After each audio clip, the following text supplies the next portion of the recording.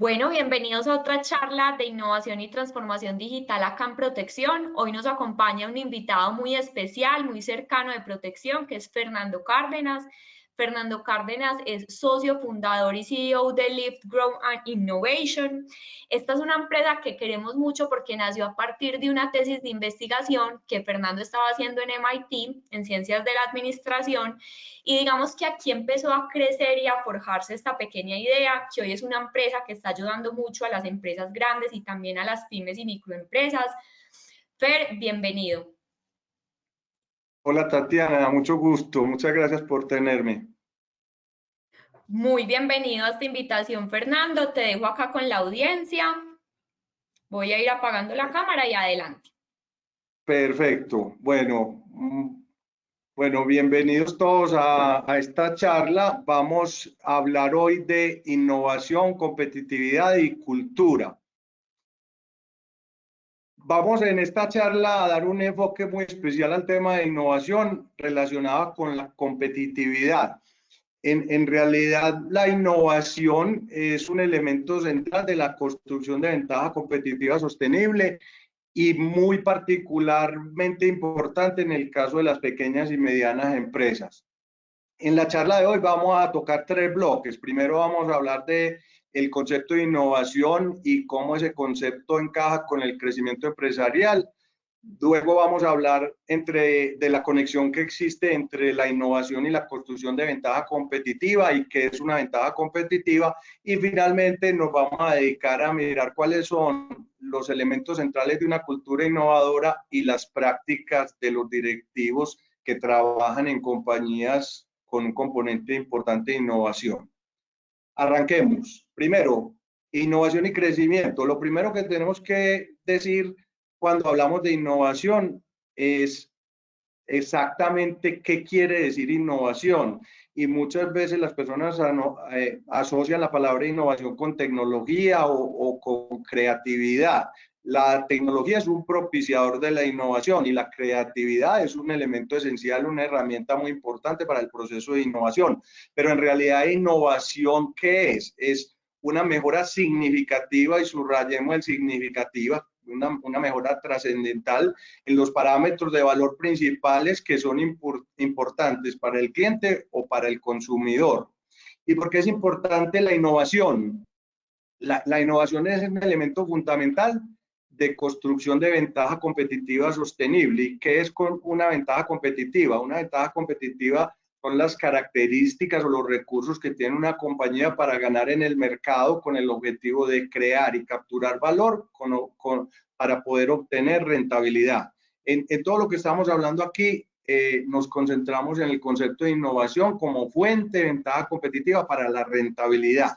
Hay innovación en empresas sin ánimo de lucro, etcétera, pero todo lo que vamos a hablar aquí es cómo crear y capturar valor con objetivo de rentabilidad mediante las prácticas innovadoras.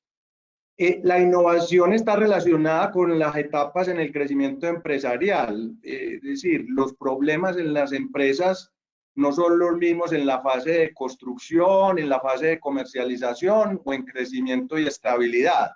En cada una de estas etapas las empresas tienen problemas distintos, requieren de fuentes de financiación distintas y también requieren de herramientas distintas para solucionar estos problemas. Lo que vamos a ver aquí se concentra en las fases de crecimiento y estabilidad.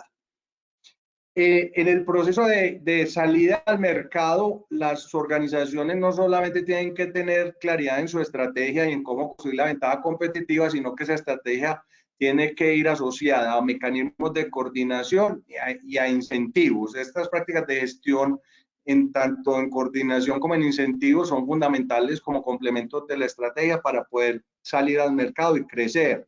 Cuando ya las compañías están en lo que llamamos un proceso de elevación, es decir, ya salieron al mercado, ya están replicando prácticas que han demostrado ser exitosas, ese triángulo superior se tiene que complementar con elementos de cultura, con arquitectura organizacional y con rutinas en la organización.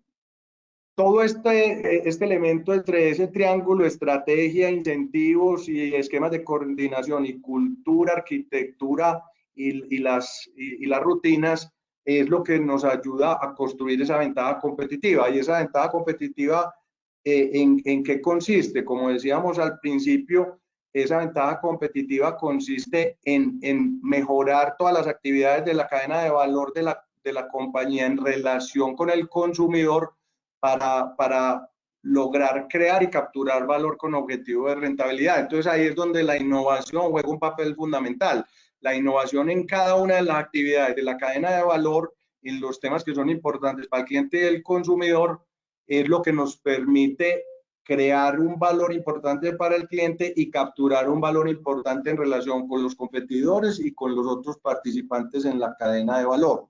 Estas ventajas competitivas pueden ser de dos tipos, o capacidades, que son más difíciles de erosionar, o ventajas de posicionamiento, que básicamente una ventaja de posicionamiento es ocupar un espacio, y ese espacio lo ponemos entre comillas porque puede ser un espacio físico, un espacio en la mente de los consumidores, ocupar ese espacio en el mercado. Porque esta gráfica muestra cuáles son las razones o los aspectos fundamentales que explican la rentabilidad de una empresa, y es muy importante tener esto en cuenta a la hora de construir la estrategia y las prácticas de gestión. El 18% de las rentabilidades de las empresas vienen del efecto de escoger la industria adecuada. El 31-32% vienen de la gestión propia que haga uno dentro de su unidad de negocios o dentro de su compañía. Hay un 2% que depende del efecto del tiempo y un más o menos un 4% que depende de un efecto que llamamos holding, es posibilidad de tener acceso a recursos de una organización grande. Pero lo interesante de esto es que casi el 43% es una variación en la rentabilidad de las empresas que nadie ha sabido explicar, y por eso es que la experimentación juega un papel muy importante pues en estos procesos de gestión y de construcción de rentabilidad, y consecuentemente cuando tenemos ideas innovadoras en nuestra cadena de valor, la experimentación termina siendo muy importante, además obviamente pues de estar en la industria adecuada y de gestionar bien las empresas. Pero entonces uno se pregunta, bueno, si yo quiero que mi organización sea una organización que propicie los procesos de innovación, ¿qué características debe tener una organización de esta naturaleza? Entonces lo primero es que la cultura de las compañías innovadoras se caracteriza porque hay una gran autonomía, o sea, las personas dentro de las organizaciones tienen posibilidades importantes de decidir qué hacer y cómo hacerlo. El segundo tema importante de las culturas innovadoras es que las organizaciones que tienen este tipo de culturas promueven mucho la inventiva. En estas empresas se promueve mucho que la gente piense distinto, que ensaye cosas distintas, que promueva cambios importantes pues en todas las actividades que mencionábamos de la cadena de valor. El tercer tema importante es que, sin lugar a dudas, una organización innovadora no tiene una cultura reactiva, es una cultura proactiva, no le da miedo ser el primero en ensayar cosas en el mercado y reacciona, no reacciona a las medidas, a las decisiones de los competidores, sino que es el primero en proponer. Una de las que más me gusta a mí es esta 4. Ahí puse una foto de Nadal porque esta característica de la cultura es lo que llamamos agresividad competitiva. Y ustedes han visto un partido de tenis de Nadal que él puede ir ganando 6-0 en el último set y busca las bolas como si fueran las bolas del campeonato. Las compañías que tienen culturas innovadoras nunca están satisfechas con sus resultados, siempre son obras en proceso, siempre hay cosas que se pueden hacer mejor y siempre son agresivas en el mercado. La quinta es las empresas innovadoras toman riesgos. La innovación no se puede separar de tomar riesgos. Las compañías que son demasiado conservadoras en la toma de riesgos no tienen posibilidad de construir culturas innovadoras. Y la sexta es una de las más importantes, y es que las compañías que tienen culturas innovadoras entienden el error como un proceso de aprendizaje. aquí puse una frase de Thomas Alva Edison, que entre otras cosas es la persona natural que tiene el mayor número de patentes en la historia de la humanidad, y él decía, yo no he fallado, simplemente he encontrado 10.000 maneras en que las cosas no funcionan. Entonces, esa aproximación de las compañías al error como un proceso de aprendizaje es un tema sustancial, esencial en las culturas innovadoras. Ahora que ya vimos las características de una cultura innovadora, nos debemos preguntar, bueno, ¿y los innovadores nacen o los innovadores se hacen, se construyen? Y varios estudios han mostrado, estudios que han hecho con emprendedores innovadores o con gente que participa pues, a nivel directivo en compañías grandes y que son intensivas en innovación, muestran que el 25% de las características innovadoras son genéticas, o sea, no todos somos Steve Jobs o Jeff Bezos o cualquiera de estos otros personajes que sin duda pues tienen un componente innovador genético. Pero la buena noticia es que el 75% son prácticas o comportamientos que pueden ser aprendidos. Entonces, si ese 75% es importante y si no nacimos todos Steve Jobs, pues cuáles son esos comportamientos que deberíamos aprender como líderes para poder ser innovadores. El primero es que el líder innovador pregunta y cuestiona, y hay estudios que muestran que hay una correlación muy cercana entre preguntar qué pasa si y la innovación, o entre personas que preguntan 5 veces seguidas por qué, hasta llegar a la raíz de un asunto y la innovación. La segunda es que los líderes innovadores se caracterizan por ser muy observadores y principalmente observan el cliente y el consumidor en su ambiente natural. Aquí no estamos hablando pues de focus groups o ese tipo de investigaciones cuantitativas o cualitativas.